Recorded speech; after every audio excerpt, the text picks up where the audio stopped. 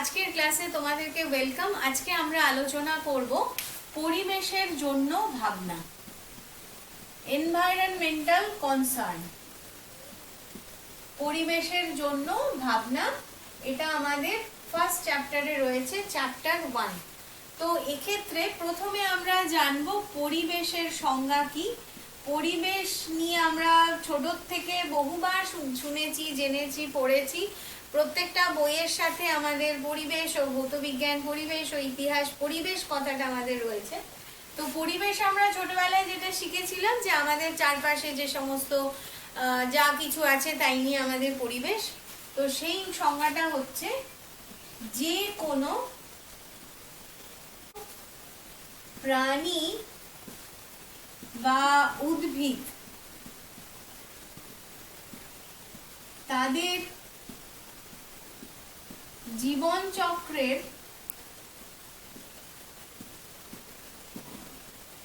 যে কোনো সময়ে যে সব জড় বা সজীব উপাদান দ্বারা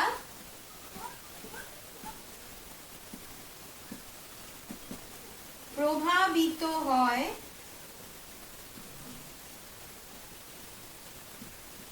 তাদের সমষ্টিকে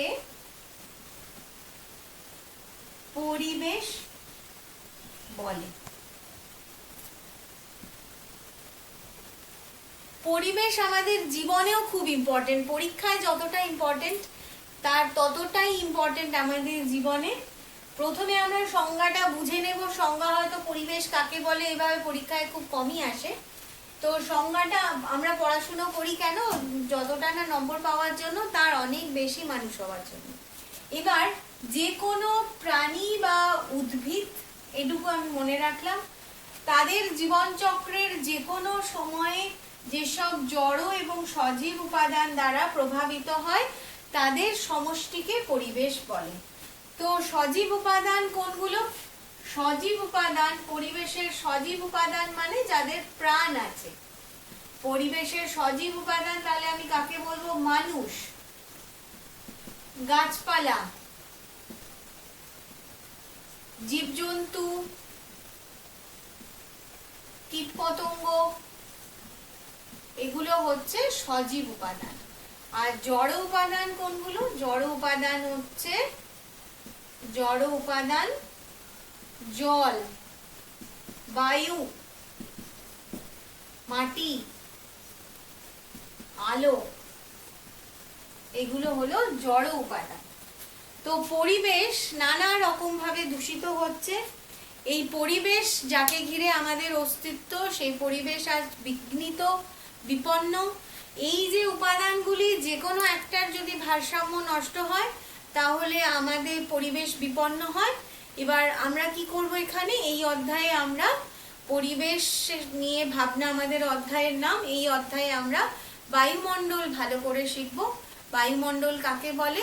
পৃথিবীকে ঘিরে একটা বায়ুর যে আস্তরণ আছে তাকে আমরা বলি বায়ুমণ্ডল। ভূপৃষ্ঠ থেকে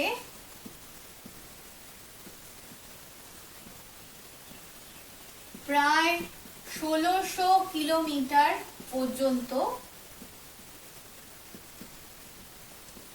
যে বলয়াকারে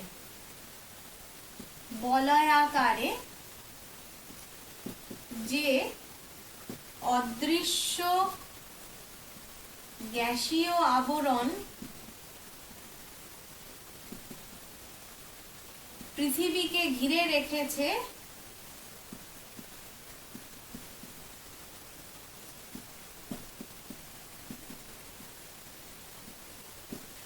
তাকে বায়ুমণ্ডল বা অ্যাটমসফিয়ার বলে।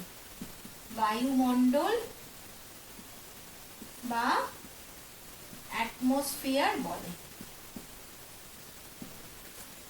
ভূপৃষ্ঠ থেকে 1600 কিলোমিটার পর্যন্ত বলয়াকারে যে অদৃশ্য গ্যাসীয় আবরণ পৃথিবীকে ঘিরে রেখেছে তাকে বায়ুমণ্ডল বলে। বায়ুমণ্ডলে কি কি আছে? বায়ুতে যে উপাদানগুলো আছে তা হচ্ছে বায়ুর উপাদান। বায়ুমণ্ডলে আছে অক্সিজেন, নাইট্রোজেন,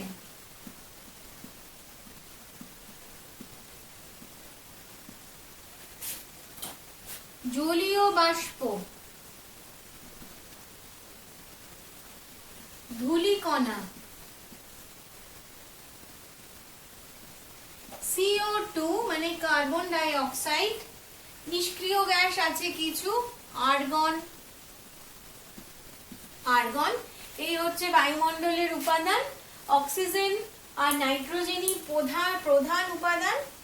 অক্সিজেন আছে প্রায় 30% আর নাইট্রোজেন 70%। আর এই 1% এর মধ্যে এই সমস্ত উপাদানগুলো আছে। এটা হচ্ছে আমাদের বায়ুমণ্ডলের উপাদান। বায়ুমণ্ডলের ভর, এই যে বায়ুমণ্ডলে যা গ্যাসীয় পদার্থ আছে তার ভর 5.5 × 10⁻15 টন। বায়ুমণ্ডলের গ্যাসীয় পদার্থের ভর, গ্যাসীয় পদার্থের ভর। এখান থেকে আমি তাহলে কি কি মনে রাখবো? ভূপৃষ্ঠ থেকে বায়ুমণ্ডল প্রায় 1600 কিলোমিটার পর্যন্ত বিস্তৃত। আর এর উপাদান, মেন উপাদান অক্সিজেন এবং নাইট্রোজেন। এছাড়াও রয়েছে আর্গন, জলীয় বাষ্প, ধূলিকণা, কার্বন ডাই অক্সাইড এবং অন্যান্য গ্রিনহাউস গ্যাসও রয়েছে। বায়ুমণ্ডল কি করে? বায়ুমণ্ডল পৃথিবীকে রক্ষা করে। কিভাবে রক্ষা করে? সূর্য থেকে যে অতিবেগুনি রশ্মি, সূর্য থেকে বা মহাশূন্য থেকে যে অতিবেগুনি রশ্মি আছে তার থেকে বায়ুমণ্ডল পৃথিবীকে রক্ষা করে আর পৃথিবীর উষ্ণতাকেও নিয়ন্ত্রণ করে। এই দুটো গুরুত্বপূর্ণ কাজ বায়ুমণ্ডল করে। ও উচ্চতার পার্থক্যের ভিত্তিতে বায়ুমণ্ডলকে কয়েকটি স্তরে ভাগ করা হয়েছে। পার্থক্যের ভিত্তি তাহলে কি? উষ্ণতা আর উচ্চতা। কি কি?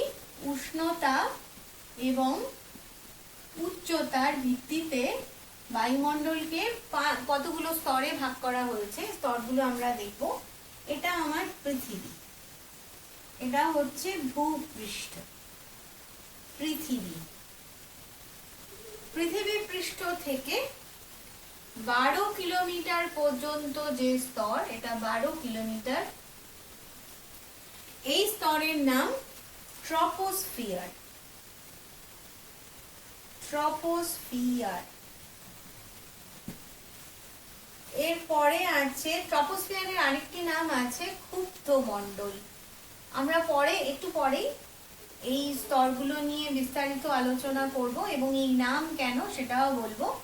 এরপরে আছে 45 কিলোমিটার পর্যন্ত, 45 কিলোমিটার পর্যন্ত আছে স্ট্র্যাটোস্ফিয়ার। স্ট্র্যাটোস্ফিয়ার বা শান্ত মণ্ডল।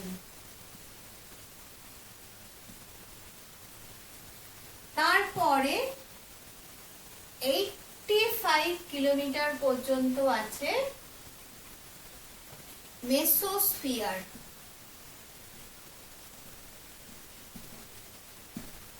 এরপরে 500 কিলোমিটার পর্যন্ত আছে, 500 কিলোমিটার পর্যন্ত আছে থার্মোস্ফিয়ার।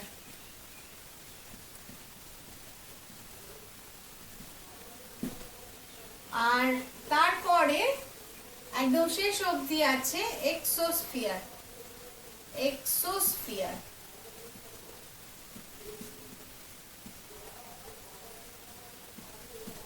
এক্সোস্ফিয়ার।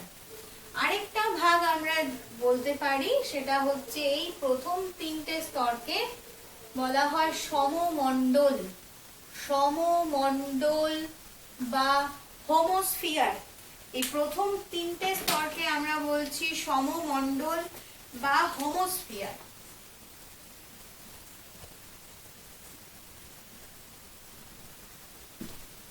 এবং পরবর্তী স্তরকে আমরা বলছি বিষমমণ্ডল বা হেটেরোস্ফিয়ার। এটা হচ্ছে বিষমমণ্ডল বা হেটারোস্ফিয়ার। হেটারোস্ফিয়ার। আরেকটা কথা আমাদেরকে মনে রাখতে হবে, যত আমরা উপরে উঠবো উষ্ণতার পার্থক্য, একটা নিয়মিত পার্থক্য দেখা যায় না, কিন্তু উষ্ণতা কমতে থাকে বাড়তে থাকে এরকম হয়। চাপ কিন্তু অবশ্যই কমতে থাকে। যত আমরা এই বরাবর ওপরে উঠবো চাপ কমতে থাকবে, চাপ কমতে থাকবে, চাপ কমবে। ট্রপোস্ফিয়ার, এখন আমরা ট্রপোস্ফিয়ার নিয়ে বিস্তারিত আলোচনা করব। ট্রপোস্ফিয়ার, ট্রপোস্ফিয়ার নিয়ে কি কি মনে রাখবো তাহলে? 12 কিলোমিটার পর্যন্ত বিস্তৃত, 12 কিলোমিটার পর্যন্ত বিস্তৃত। নাম্বার 2, এটা হচ্ছে ভূপৃষ্ঠের সংলগ্ন স্তর, ভূপৃষ্ঠ সংলগ্ন স্তর। বায়ুমণ্ডলের সবচেয়ে নিচের স্তর।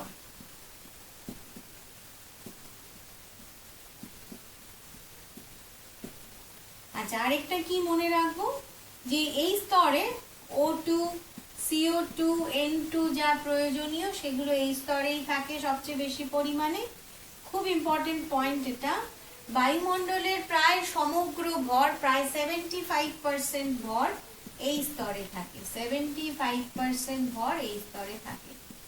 বায়ুমণ্ডলের সমগ্র আয়তনের 75% ভর এই স্তরে থাকে। আর এই স্তরকে ক্ষুব্ধ মণ্ডল কেন বলবো আমরা? ক্ষুব্ধ মণ্ডল কেন বলি?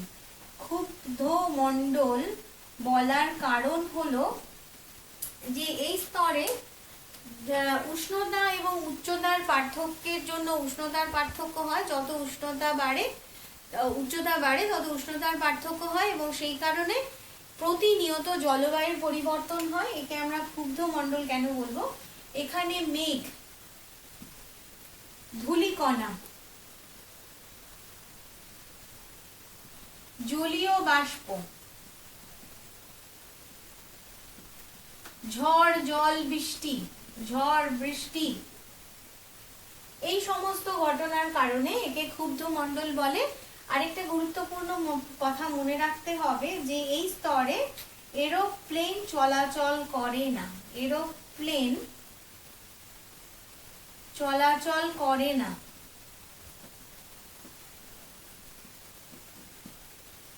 আর কি মনে রাখবো?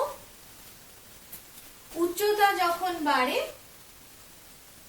উচ্চতা বাড়ার সাথে সাথে, উচ্চতা বাড়ে তখন উষ্ণতা এবং চাপ দুটোই কমে, উষ্ণতা চাপ কমে।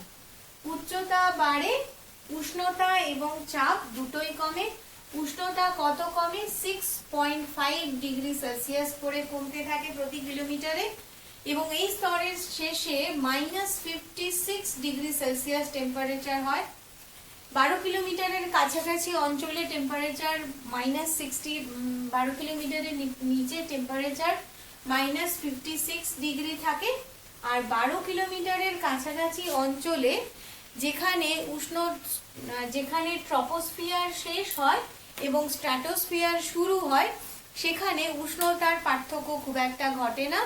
তো সেই জায়গাটাকে বলা হয় ট্রপোপজ, যেখানে এই স্তরটা শেষ হয় এবং পরবর্তী স্তরটা শুরু হয়, তাকে বলা হচ্ছে ট্রপোপজ। আজকের ক্লাস এই পর্যন্তই। পরের ক্লাসে আমাদের খুব শিগগিরই দেখা হবে।